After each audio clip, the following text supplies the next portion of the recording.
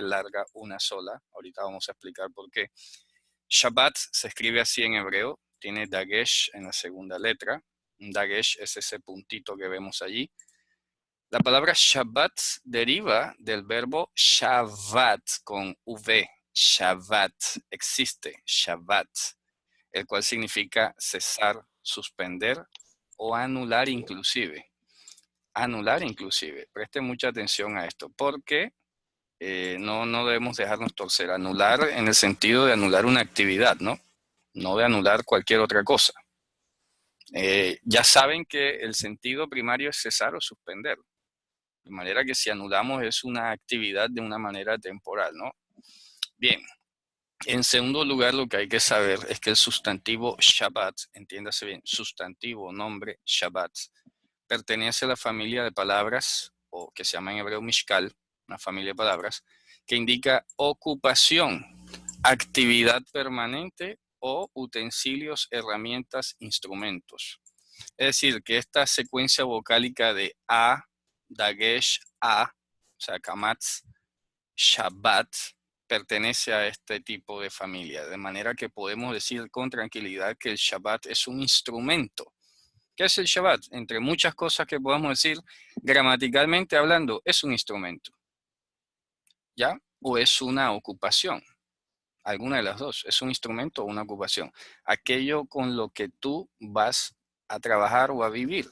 Entonces introduce un asunto interesante, ¿no? Vamos a trabajar en la suspensión o utilizamos el Shabbat para suspender. Esa es como la dinámica de lo que debe entenderse gramaticalmente, ¿ok?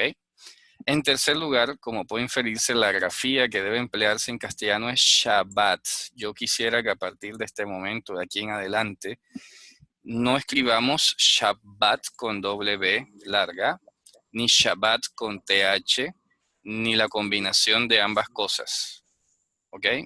Ni mucho menos Sabbat, como algunos de pronto alcanzan a escribir todavía, como con una sola S.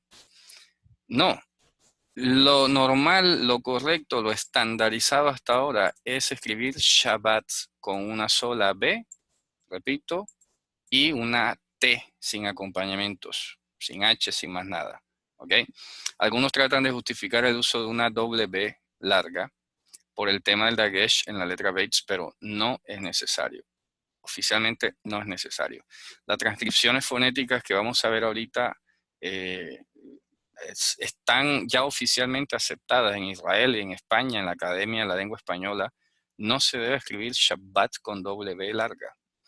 Por último, Shabbat no significa descanso, que es una idea que muchos tienen asociada, ¿no? Shabbat, descanso, el día de descanso. A ver, Shabbat no es descanso. Shabbat es suspensión, el instrumento con que se suspende una actividad.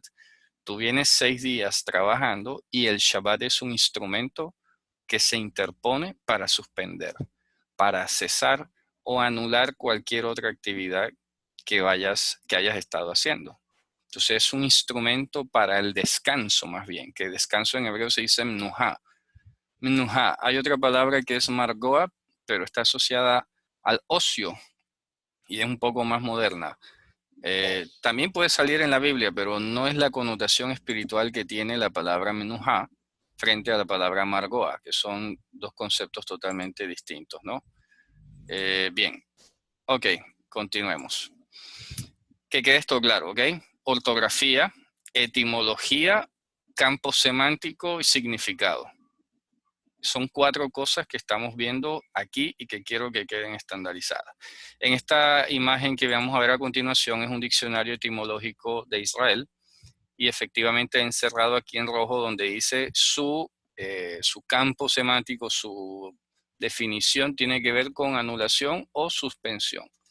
¿Ya? Bitul behafsaka. Es decir, cuando tú haces una pausa, por ejemplo, de recreo, estás estudiando y en una hora determinada de la mañana, pues viene el recreo. Eso es una hafsaká, eso es una pausa. ¿Pausa de qué? De los estudios, pero luego sigues estudiando, ¿ya?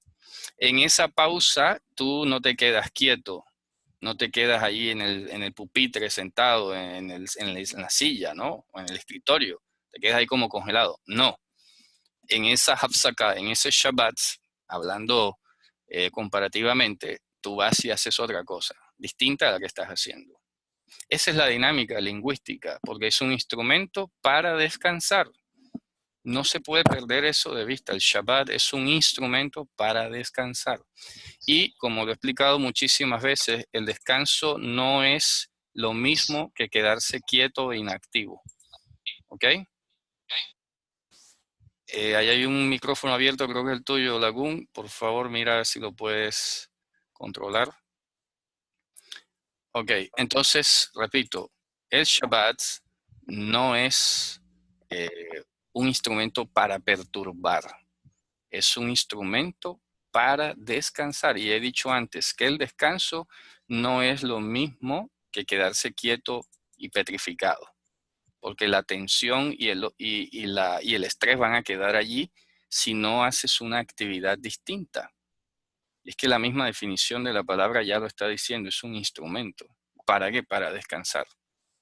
No puede ser un instrumento para incrementar los niveles de estrés o de tensión que tienes. Y por eso es importante ir precisando entonces con qué se quita o qué se hace en Shabbat, que es yo creo que más o menos la motivación que tuvo esta solicitud que algunos hicieron, ¿verdad? Bueno, ¿qué hago en Shabbat? ¿Cómo observo el Shabbat?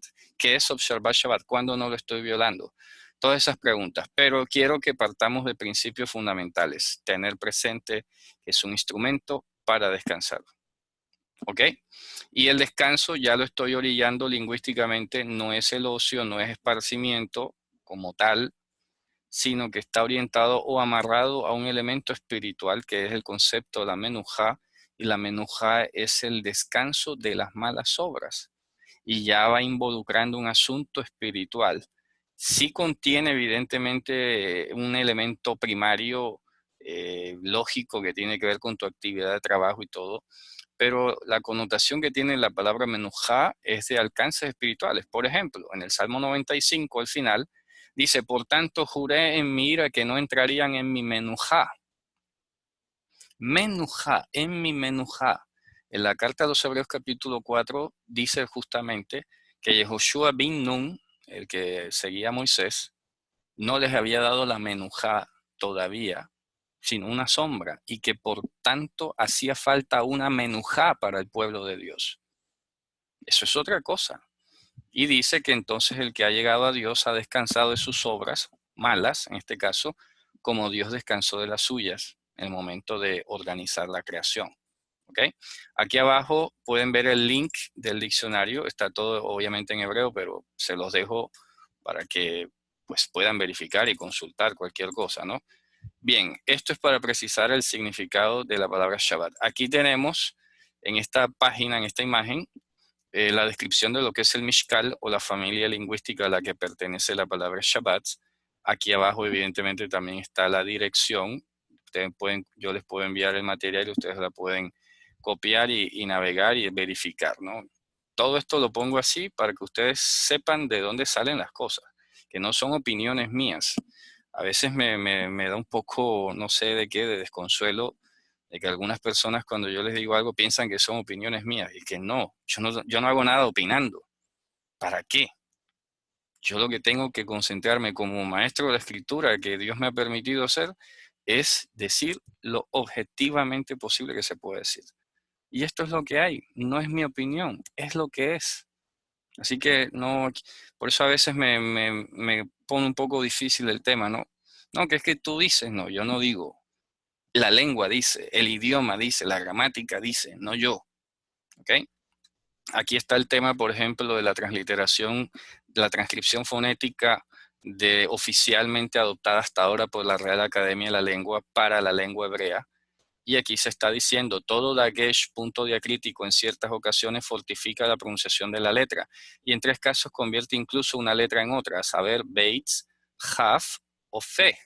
En tanto no cambia la letra, en estos 3 últimos casos no se escribe en castellano. De aquí que sea kipá con una sola P y no kipá con doble P. Note que la etimología de la palabra del diccionario de la Real Academia señala el francés kipá, pero no adapta la doble P. Y de la misma manera rabí, según el DRAE del hebreo rabí, sin la doble B. Otros ejemplos son sukkot y no sukkot con doble C, kibbutz y no kibbutz con doble B, y así sucesivamente. Y aquí sale Shabbat. Shabbat y no Shabbats con doble B larga. O sea, ya el vocablo está regulado por la Academia de la Lengua Española. Entonces, si alguien me dice, no, es que este autor escribe con doble B, yo, pero ¿qué te puedo decir? El libro es viejo, no sé, no está actualizado, lo siento. Pero lo correcto, lo objetivamente hasta ahora, es que ya está estandarizado, es que es una sola B. Por favor, entonces todavía escribimos Abba con doble B larga. No, es con una sola. Eso ya está estandarizado. ¿Por qué? Porque hay que evolucionar, hay que crecer, ¿ok? Y hay que estar al tenor de las cosas. Entonces, no es que yo quiera caprichosamente cambiar la ortografía o contradecir a alguien, no, que quiero que estemos al tanto, que estemos a la par de donde van las lenguas, ¿no? Bien, eso para sustentar lo dicho en esta presentación sobre el significado, sobre el campo semántico y sobre la ortografía, ¿ok? Y el significado también. Ok, listo. Visto esto, entonces